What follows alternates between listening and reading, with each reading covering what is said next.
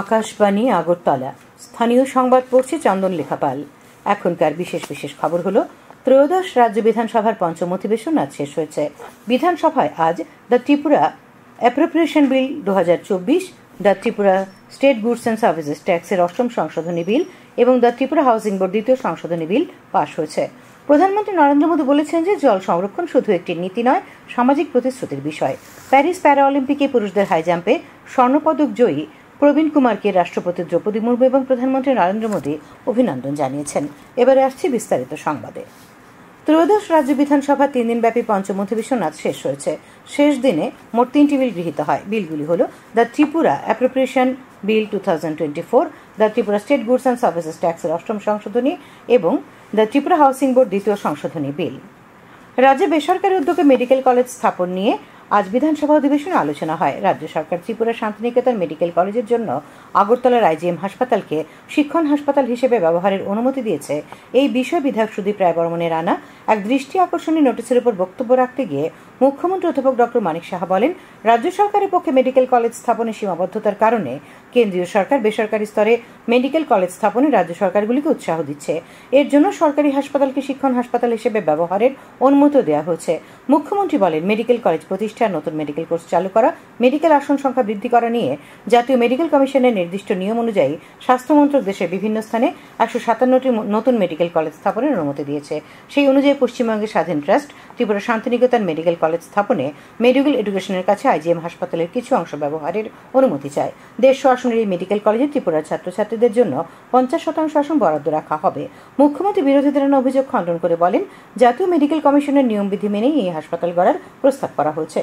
বিরোধী দলনেতা জিতেন্দ্র চৌধুরী, বিরোধী সদস্য সুদীপ রায় বর্মন, গোপাল রায় বেসরকারি স্তরে মেডিকেল কলেজ স্থাপনকে স্বাগত জানালেও সংস্থাটি সব নিয়মবিধি মানছে কিনা তা যাচাই বিধানসভা থেকে যৌথ কমিটি গড়ার দাবি জানান।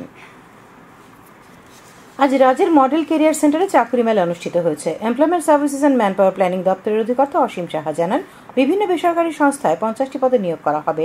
ভারত সরকার ন্যাশনাল কেরিয়ার সার্ভিস প্রকল্পের আওতায় রাজ্যের মডেল কেরিয়ার সেন্টার বছরব্যাপী দেশের বিভিন্ন সংস্থা নিয়োগের জন্য চাকরি মেলা করে থাকে। তিনি আরও জানান, আজকের এই মেলায় রিকভারি এক্সিকিউটিভ, হিসেবরক্ষক, লিড ম্যানেজার সহ বিভিন্ন পদে নিয়োগের উদ্যোগ নেওয়া হয়েছে।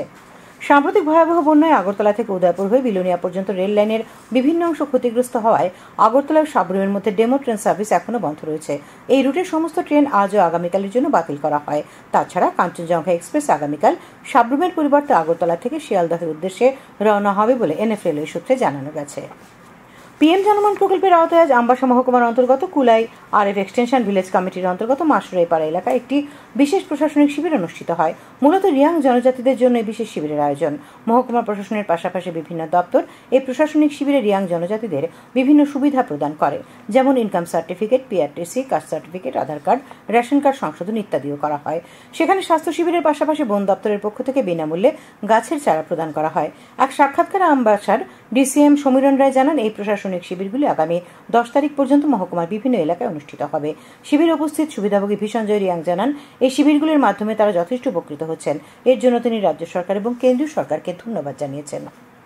উত্তর জেলার 10দা ব্লকে আগামীকাল থেকে পিএম জনমন প্রকল্পে প্রকৃত পিছিয়ে পড়া জনজাতি পরিবারগুলির 100% সহায়তা দেওয়ার লক্ষ্যে সচেতনতা অভিযান ও শিবির অনুষ্ঠিত হবে। কর্মসূচি হিসেবে আগামীকাল ব্লকের পশ্চিম ভান্ডারিমা, 9 সেপ্টেম্বর এসকে শেরমুন, 10 সেপ্টেম্বর উত্তর তুইসামা, 11 সেপ্টেম্বর পূর্ব সাতনালা, 12 তারিখে পশ্চিম সাতনালা, 13 সেপ্টেম্বর পূর্ব ভান্ডারিমা, 17 তারিখে কালাপানি, 18 সেপ্টেম্বর খাকচাংপাড়া ভিলেজে এই সচেতনতা অভিযান ও শিবিরগুলি হবে। উল্লেখ্য, শিবিরগুলিতে রিয়াং জনজাতি সম্প্রদায়ের সুবিধাভোগীদের মধ্যে বিভিন্ন সুবিধা দেওয়া হবে। শিবিরগুলিতে আধার নিবন্ধীকরণ, রেশন কার্ড, কিষাণ ক্রেডিট কার্ড, পিএম কিষাণ, পিএম উজ্জ্বলা যোজনায় গ্যাস সংযোগ, এসটি সার্টিফিকেট করার সুযোগ থাকবে। 10দা ব্লক কার্যালয় থেকে এই সংবাদ জানানো হয়েছে। খবর প্রচারিত হচ্ছে আকাশবাণীর আগরতলা কেন্দ্র থেকে। প্রধানমন্ত্রী নরেন্দ্র মোদী বলেছেন যে জল সংরক্ষণ শুধু একটি নীতি নয়, সামাজিক প্রতিশ্রুতির বিষয়। তিনি বলেন, এটি একটি প্রচেষ্টা ও একটি পুণ্যের কাজ এবং এই আইনে উদারতার পাশাপাশি দায়িত্ব রয়েছে। প্রধানমন্ত্রী আজ ভিডিও কনফারেন্সের মাধ্যমে গুজরাটের সুরাটে জল সংরক্ষণ উদ্যোগ, জল সঞ্চয় জনভাগিদারির উদ্বোধনী অনুষ্ঠানে বক্তব্য রাখছিলেন। প্রধানমন্ত্রী আগামী প্রজন্মের জন্য একটি সুস্থায়ী ভবিষ্যৎ নিশ্চিত করতে জল সংরক্ষণের সকল প্রচেষ্টা জনগণের অংশগ্রহণের ওপর জোর দেন। তিনি বলেন, ভবিষ্যৎ প্রজন্ম যখন আমাদের মূল্যায়ন করবে তখন জলের প্রতি আমাদের দৃষ্টিভঙ্গি হবে তাদের প্রথম মাপকাঠি। তিনি বলেন যে জল সংরক্ষণ সংরক্ষণ সর্বদাই ভারতের সাংস্কৃতিক চেতনার অবিচ্ছেদ্য অংশ।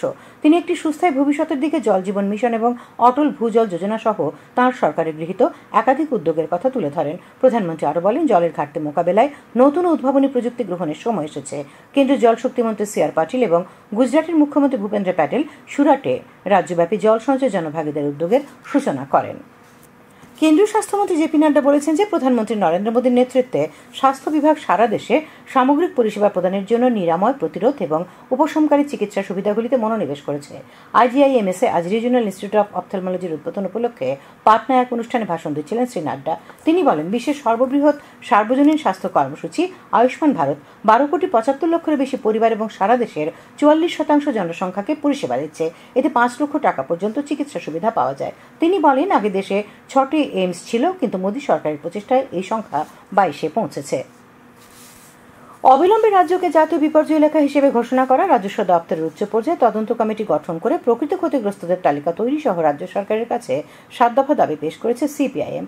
আগরতলা প্রেস ক্লাবে আজ এক সাংবাদিক সম্মেলনে সংগঠনের রাজ্য সম্পাদক পার্থ কর্মকার কথা জানান। তিনি জানান, সাম্প্রতিক বন্যায় প্রকৃত ক্ষতিগ্রস্তদের অবিলম্বে আর্থিক সহায়তা প্রদান ও আগামী 6 মাস বিনামূল্যে দ্বিগুণ পরিমাণে রেশন প্রদানেরও দাবি জানানো হয়েছে।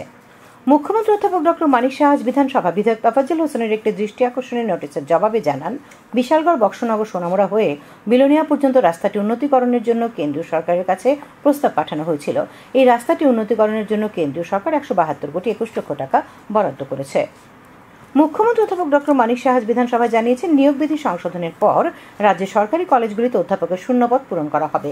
আজ বিধানসভায় বিরোধী দলনেতা জিতেন্দ্র চৌধুরীর এক প্রশ্নের উত্তরে তিনি কথা জানান।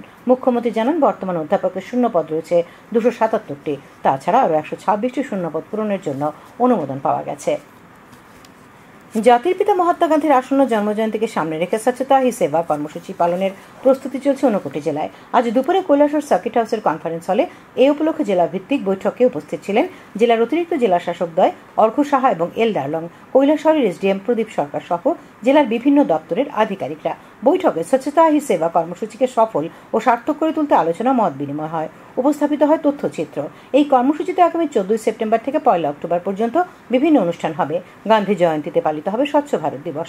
উল্লেখ্য, এবছর স্বচ্ছতা হি সেবা পক্ষকালব্যাপী কর্মসূচির ভাবনা স্বভাব স্বচ্ছতা, সংস্কার স্বচ্ছতা। বৈঠক শেষে 59 জেলার অতিরিক্ত জেলা শাসক অর্ঘ সাহা জানান, কর্মসূচিতে জেলায় 100টি স্থান চিহ্নিত করে এসব স্থানে বিশেষ পরিচ্ছন্নতা অভিযান করা হবে। তিনি এক্ষেত্রে জনভাগিদারিত্বের উপর গুরুত্ব আরোপ করেন।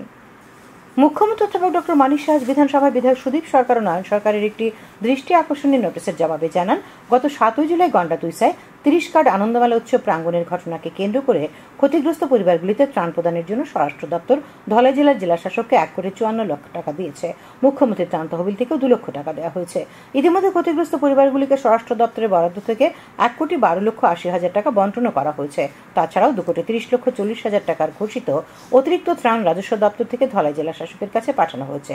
মুখ্যমন্ত্রী জানান, গন্ডাতুইসা মহকুমার ক্ষতিগ্রস্ত বিভিন্ন বাজার, সড়ক, হাসপাতাল, বিদ্যালয়, হিমঘর ইত্যাদি নির্মাণ ও মেরামত পরিকাঠামো উন্নয়নে 239,10,00,000 টাকার একটি প্রকল্প ঘোষণা করা হয়েছে।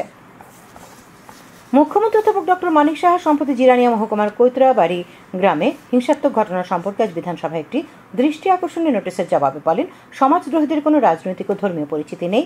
আইন আইনের পথেই চলবে, কেউই ছাড়া পাবে না। বিধায়ক ইসলামউদ্দিনুর রমদাসের একটি দৃষ্টি আকর্ষণীয় নোটিশের জবাবে মুখ্যমন্ত্রী বলেন, রাজ্যে পুলিশ স্বাধীনভাবে কাজ করছে, ক্ষতিগ্রস্তদের আইনমাফিক সাহায্য করার উদ্যোগ নেওয়া হবে। এই দৃষ্টি আকর্ষণীয় নোটিশ নিয়ে আলোচনা করেন বিরোধী দলনেতা জিতেন্দ্র চৌধুরী, বিধায়ক সুদীপ রায় বর্মন ও ইসলামউদ্দিন।